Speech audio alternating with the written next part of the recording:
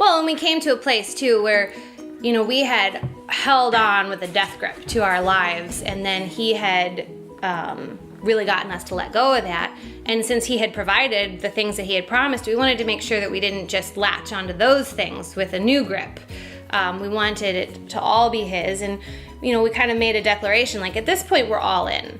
At this point, there's nothing that we're saying we won't do or will do. We're not calling the shots anymore. We're not drawing any lines in the sand saying, I'm not going past this, God. Really, at this point, it's anything. It wasn't anything but just anything, flat out. Right.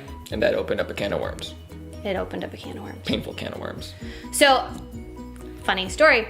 I had been praying specifically, sort of a Eucharist kind of prayer of asking Jesus to provide me the strength to be broken and poured out. And become an empty vessel. I forgot about that. Yeah, that was the best part. And about a week after I started praying that, I was praying that daily and taking communion and just really asking God to bring his presence through me. And about a week after that, I got a parasitic infection.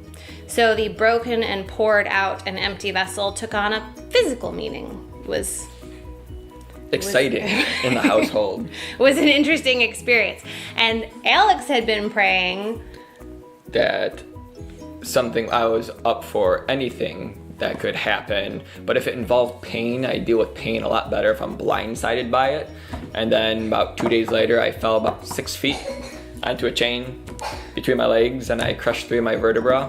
That wasn't exactly what I was looking for, but it did open up a lot of different conversations and make me more dependent on God. It broke a lot of my stubbornness of what I need to do as a father, as a husband, and as a man, and rely on God and other people and community to be able to provide me with what I needed. God was very present, and it was refreshing. I mean, it wasn't, we weren't thinking we were volunteering for suffering, and not, I don't want to get into any theological questions about whether, God causes pain and suffering or anything like that. But, we were ready to be stretched, and we were stretched. And God showed up, and he was present and used the experiences to break some hard things off of us and to bring us into a new season.